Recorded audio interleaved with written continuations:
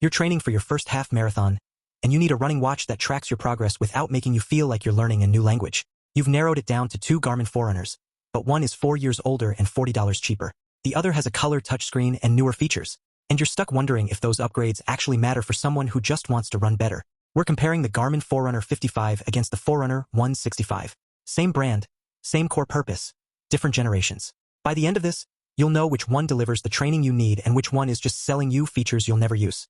Let's start with the display, because this is the most obvious difference and the one Garmin uses to justify the price gap. The Forerunner 55 has a monochrome memory in-pixel display. It's not backlit like a phone screen. It uses ambient light to stay visible.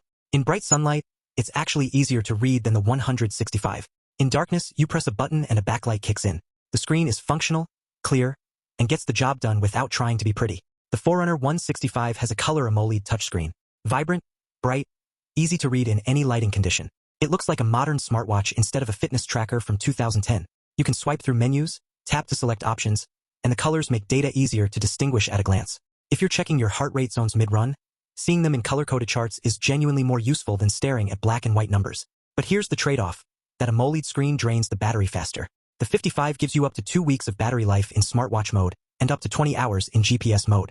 The 165 gives you up to 11 days in smartwatch mode and up to 19 hours in GPS mode. In real-world use, if you're running 3 or 4 times a week for an hour each, both watches will last you the week without needing a charge. The 55 just gives you more buffer before you're scrambling for a charger. GPS accuracy is identical on both. They both use the same satellite systems to track your pace, distance, and route. Neither one loses signal in normal conditions. If you're running through a dense forest or between tall buildings, both might drift slightly, but in typical suburban or park running, they're accurate within a few meters. The 165 doesn't track your run any better than the 55. It just shows you the data on a nicer screen. Training features separate casual joggers from people serious about improving. Both watches offer daily suggested workouts based on your training history, fitness level, and recovery time. These aren't random. They adapt to how hard you've been pushing and how recovered you are. If you ran a hard interval session yesterday, today's suggestion might be an easy recovery run.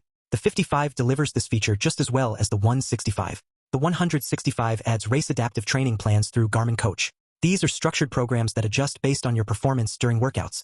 If you're training for a specific race distance, 5K, 10K, half marathon, the 165 gives you more granular guidance.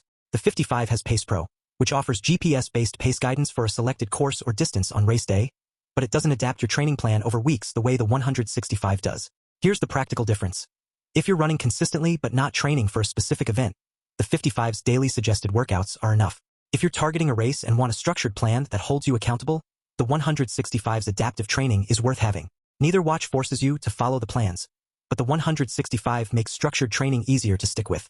Before we go further, you're going to run into a dozen more running watch comparisons claiming budget models do everything expensive ones do, or that you need to spend $500 to train properly. Neither is true. I'm testing every major running watch at every price point to show you exactly what features matter and which ones are marketing. If you want to cut through the noise and know which watches actually help you run better before you waste money, there's a subscribe button below this video. You'll see which models are worth buying and which ones overpromise. Health tracking goes beyond running. Both watches monitor heart rate at the wrist throughout the day. Neither one is medical-grade accurate, but they're consistent enough to track trends. Resting heart rate variability, sleep tracking, stress levels. Both watches handle this identically. The 165 doesn't give you better health data than the 55. It just presents it on a color screen that's easier to read when you're scrolling through stats. Both watches track steps, calories burned, intensity minutes, and respiration rate. Both sync with the Garmin Connect app, where you see detailed breakdowns of your activity and health trends. The app experience is identical regardless of which watch you own. The 165's advantage is the on-watch display. Checking your metrics without pulling out your phone is faster and more convenient with a bright, colorful touchscreen. Activity profiles cover more than running. The 55 includes profiles for running, cycling, track run, virtual run, pool swim, Pilates, HIIT, breathwork, and more. The 165 adds even more profiles, 25 plus built-in activities including strength training with more granular tracking. If you're a runner who occasionally bikes or swims, the 55 covers you. If you're cross-training seriously or doing structured strength workouts, the 165 tracks those better. Build quality is solid on both. The 55 is lightweight, comfortable for all-day wear, and doesn't feel cheap despite the plastic casing. The 165 is also lightweight, comes in a 43mm size, and feels slightly more premium because of the glass AMOLED screen. Both are water-resistant enough for pool swimming and running in the rain. Neither one is designed for deep water activities like diving. Connectivity is where the 165 pulls ahead in convenience. Both have Bluetooth for syncing with your phone and GPS for tracking outdoor runs.